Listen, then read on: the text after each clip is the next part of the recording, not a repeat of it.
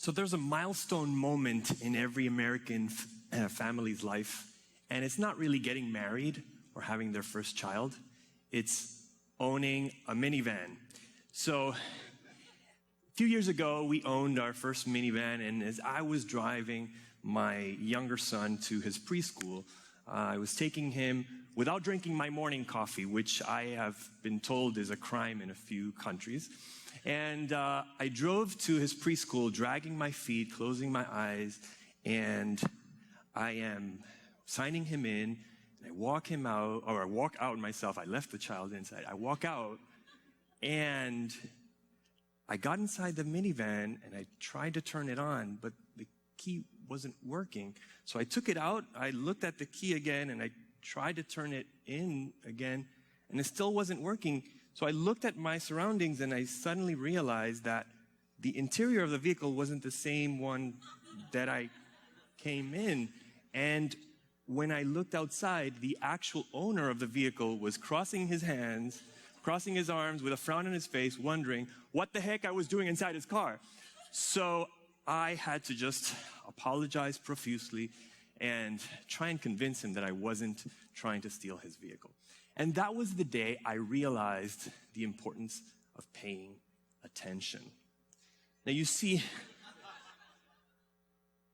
I believe that we are living through an economic crisis today.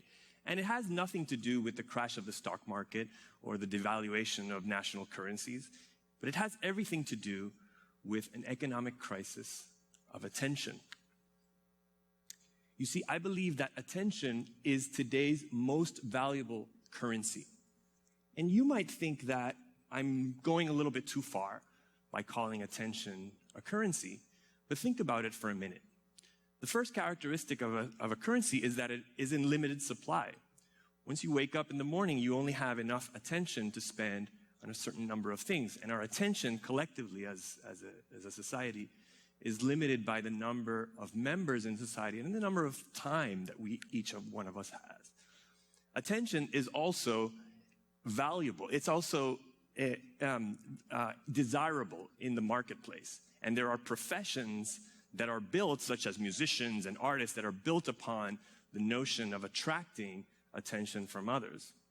Attention is also a commodity in the marketplace, and there are industries such as advertising and public relations that depend on generating human attention. And finally, the last characteristic of a currency is that attention can be used as payment for value. And in this context, I want to be very clear that I'm talking about valuable ideas and experiences that can be, quote unquote, purchased through the investment of your attention. Now, one of the things that I want to just impress in your mind is that when you wake up in the morning, it's almost like an attention wallet that you wake up with. You have a certain amount of attention that you can invest in different ideas and experiences, and in the best of cases, ideas and experiences that are valuable, that help bring us together, that help move us forward. And this is our responsibility, to invest this attention wisely. Now, in fact, there is a cryptocurrency project called the BAT, or Basic Attention Token, that is seeking to monetize or give monetary value to our attention, and creating a marketplace between users, advertisers, and publishers so that they may transact with one another with the attention that primarily the users have available. So this notion of attention as currency is gaining steam in today's fast-moving environment. But what we're seeing is that our attention is being exploited today. And there are exploits that are causing concern in people like us that are paying attention to the situation. There are exploits that I'm going to continue explaining further. But before I do, you might find it ironic that someone like I, who makes their living off of advertising, and advertising being a commercialization of human attention, is the one standing here and warning you about misutilizing attention. But I want to believe that I'm part of a movement of honest advertisers that is seeing the problem for what it is, and seeing that some things definitely need to be changed and need to be fixed. For example, if we look at recent stats, we can find that the average American per day is watching 270 minutes of television every single day. Now, even in an era of Netflix and YouTube and other forms of video, if we take that, and by the way, for those mathematically impaired like I am, 270 minutes amounts to 4.5 hours of television per day. So if we count between 13 and 15 minutes per hour of television watched, that amounts to 4 years in the average lifespan of a US adult just watching advertising messages. And if you agree with that is not correct. That's something that we need to look at closely. But is this enough to call this situation a crisis? Just because there's an excess of advertising or other types of messages? Well, there are two phenomena that I want to look at very quickly that I believe are very concerning in today's environment. And the first one is what I like to call the Spendthrift Syndrome. Now, in personal finance, a spendthrift is a person who cannot have any money in their pockets or in their hands, because as soon as they have it, they spend it. It's an addiction to spending. And if there's anybody here in the audience with that spendthrift syndrome, please don't raise your hand. We don't want to expose you. Sorry, a little bit too late. But in personal finance, that would be a spendthrift. But in the economics of attention, a spendthrift would be a person that cannot hold their focus for long. They're quickly distracted. And we're seeing this phenomenon more and more, particularly in the younger generations. You've probably heard the saying that today our attention is equal to that of a goldfish. And that's what some specialists have tried to just give kind of a metaphor to the problem of keeping focus and keeping attention. And in fact, there are stats that seem to support this. For example, the level of ADHD, which psychologists call attention deficit hyperactivity disorder, the growth of cases in US children is 42% in the last 8 years. Now, this is a concern, particularly when nannies have been replaced by iPads, video games, and television screens, and YouTube on autoplay. This is a concern, and we're teaching our kids the personal finance equivalent of breaking their piggy bank, taking their coins, and just shoving it at anybody who passes by. That's in the economics of attention, what we're teaching them. But the other phenomena that I want to look at is the plummeting quality of signals out there. The plummeting quality of content that is competing for our attention, right?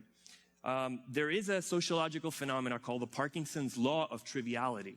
And this just spells out that our human tendency is to invest the majority of our time on matters of very low relevance.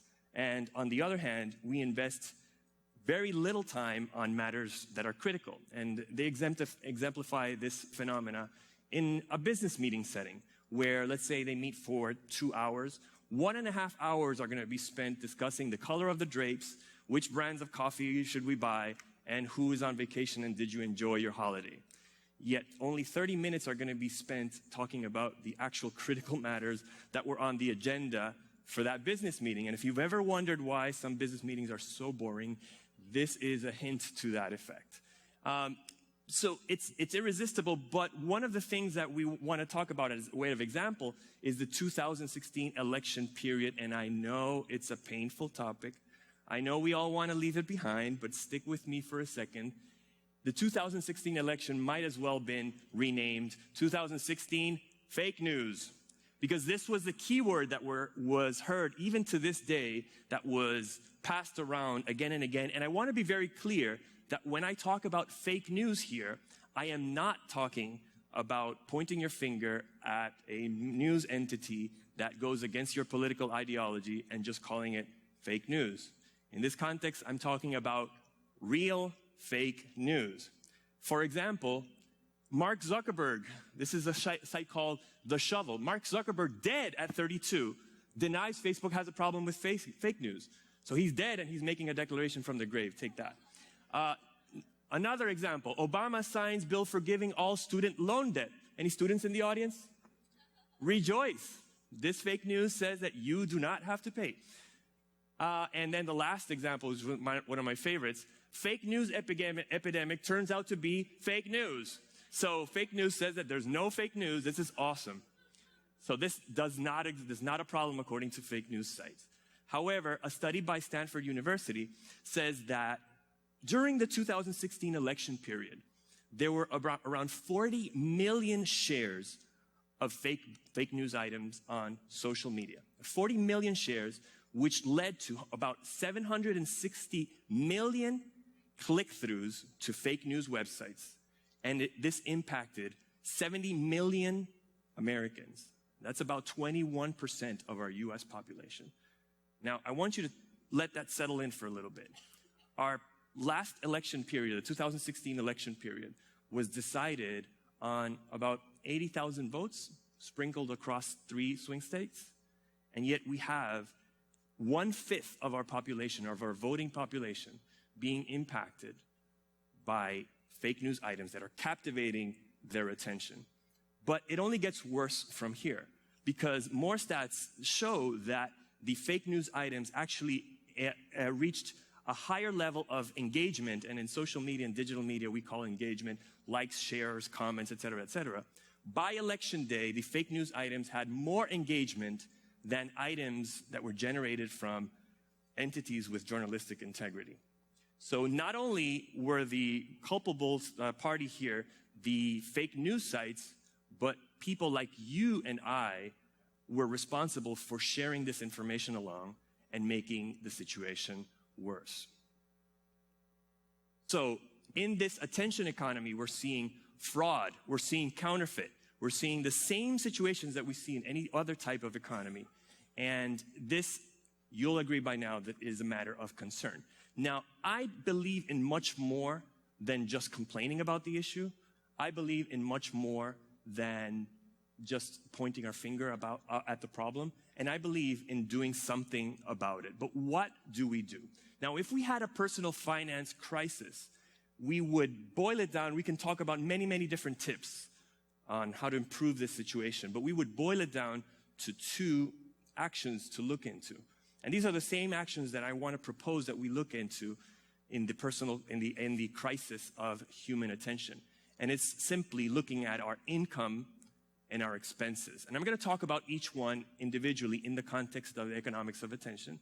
But first, let's talk about expenses. And by expenses, what I mean is the collection of ideas and experiences that we are investing our daily attention wallet into. So what are we investing? What are we spending our attention on, right? Now, I agree that we have to keep news entities, social media, digital media, we should keep them accountable for containing in some manner the barrage of fake news and misinformation that is out there. But I also believe that we need to elevate our standards, because these news entities and media entities, being for-profit organizations, they are driven by increasing shareholder value. And the way they increase shareholder value is by attracting more attention. So if we as a community, we tell these entities that we've had enough and that we expect something higher, we expect more pure information, then they, sooner or later, will have to comply. But the other aspect that I want to look at is our income. Now, by income in this context, what I'm thinking about is the ideas that we expose, the idea that we share forward, the ideas that we pass along in exchange for our social circle's attention, or in whichever circle that we have influence over. So what ideas are we selling, quote unquote, to others so that others may invest their attention in us? Now, in this era in which we, with a supercomputer in our pocket, which over a double macchiato, you can spread ideas around the world in a matter of seconds. We have the power of being mini media entities. And think about the responsibility that you and I have in the moment of sharing an idea. So my question to you is, wouldn't it be hypocritical if we demand of social media, of digital media, of news entities, we demand a level of standard that we as individuals don't comply with, I think it would be hypocritical.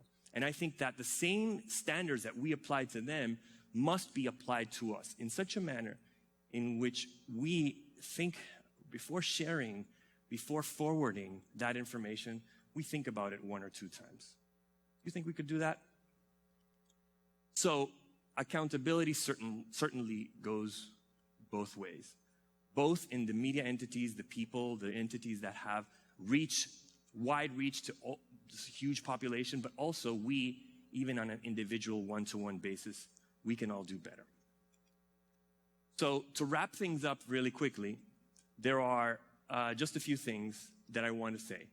There's a Japanese proverb, an ancient Japanese proverb, that goes, Ino naka no kawazu, taikai wo shirazu. And what it means is the frog inside the well cannot see the great ocean. And in Spanish, we have a saying that goes, camarón que se duerme, se lo lleva la corriente. And that means the shrimp that falls asleep is swept away by the current. And from very disparate cultures for centuries and centuries, it seems like we have embedded this idea that our attention and our focus is a matter of prime importance. And my hope is that we invest our attention wisely so that we do not get swept by the currents of misinformation and bad ideas, and we can stand and look at the expansive ocean of ideas that matter, ideas that help bring us together and help us move forward. And at the very least, so that we don't wind up in somebody else's vehicle. So today you've invested a little bit of your attention wallet in my talk, and for that reason, thank you.